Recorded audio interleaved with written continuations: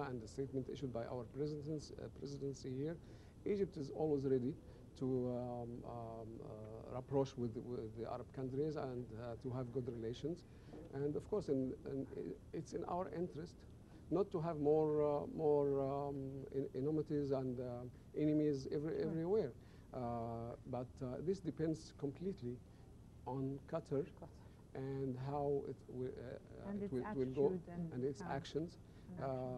And I don't think the Gulf states and Saudi Arabia and Emirates would have been issued this kind of statement and call to Egypt to respond positively to their meetings and to their call for rapprochement with Qatar, unless they have some kind of guarantees from the Qatari side. But Egypt had always had this initiative with Qatar. We never had this feelings towards the Qatari government, the Qatari leadership. It wasn't the Egypt's problem. It was never Egypt's problem. It was always there, the Qataris leadership problem with Egypt. So it's not Egypt. So when Egypt goes for the initiative, it's normal. But the Qatari government is not normal. I understand your point. You are right. We have never been interfering in Qatari internal affairs. We have never been helped some terrorists or something like this. We never even cared to. Yes, of course. But I'm talking about Egypt's response to the call of the Gulf states, because more or less they are our allies right now. I mean the Gulf states.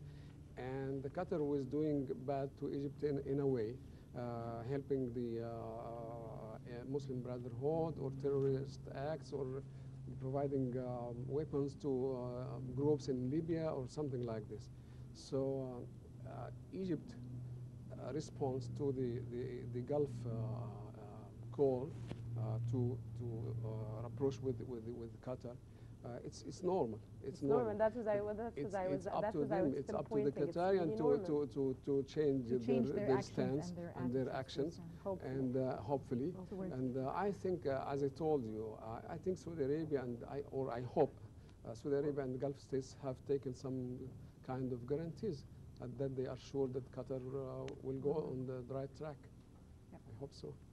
Dr. Faghali, the American delegation visiting Egypt on the 10th and 11th of November met with Egyptian President Abdel Fattah al-Sisi to discuss the future of American investment in Egypt. How do you foresee the meeting, and how do you see it? How do you define what happened, what took place, and is it positive, negative? Well, I mean, talking about investment and the economy and any foreign countries coming to Egypt to invest here, it's a good sign.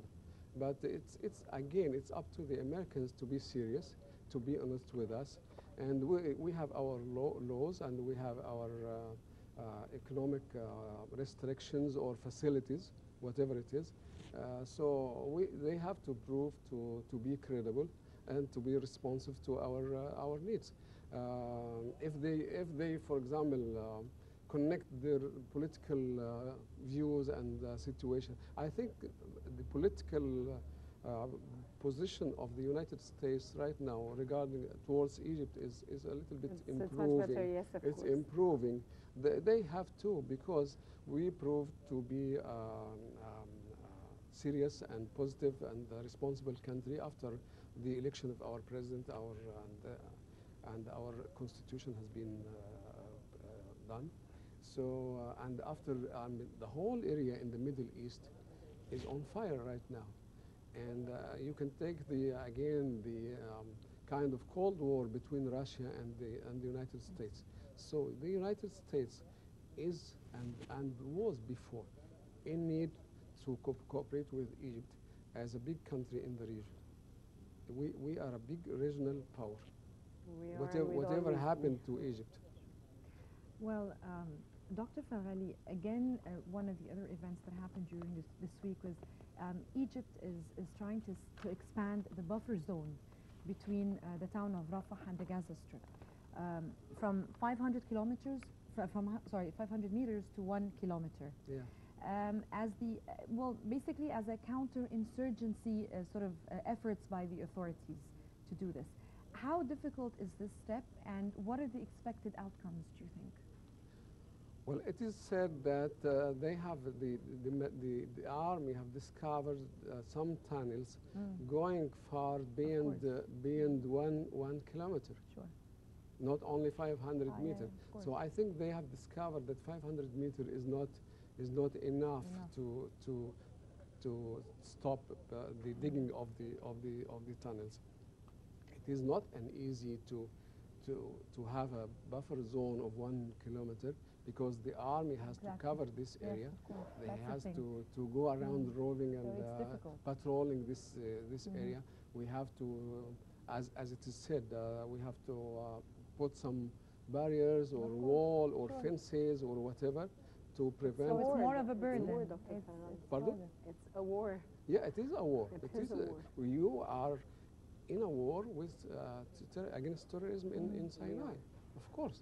And this terrorism is not only done by terrorist groups or individuals.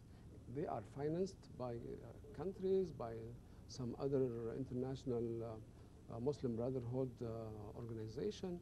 So it's not that easy. You have a pool of weapons coming through Gaza and through Libya both. So it's not that easy. It is also a burden on our economy. But I think the army, of course, they are specialized and understand better than me. But I think having a buffer zone of 1 kilometer will be a very significant and useful step. Dr. Farghali, Egyptian Foreign Minister Sameh Shukri met with Saudi Arabian counterpart, and we delivered this news yesterday during his transit in Paris. This comes as Shukri travels to Denmark to start a European tour. How do you evaluate the support that Saudi Arabia is giving Egypt? And we talked about it earlier, but we're going to discuss it. We're going to elaborate it more and talk about it in more depth now in the last 3 years, because Saudi Arabia has been really supporting Egypt all through what happened and all through what took place in the country. Well, I think consultations between Egypt and Saudi Arabia is going on since I think the revolution of 25th of January and afterwards. But the real support has been since the 30th of June 2012, or 13, when the Saudi foreign minister has traveled instantly to meet the foreign minister and the president of France to put firmly the position of the Saudi Arabia and the Gulf states that we have to help Egypt, and you have to stop calling what's going on in Egypt as a military coup. If this didn't happen, I think the Europeans would have gone far in calling the situation in Egypt as a military coup or something like this, but they didn't say it. So Saudi Arabia has been helping us politically and economically.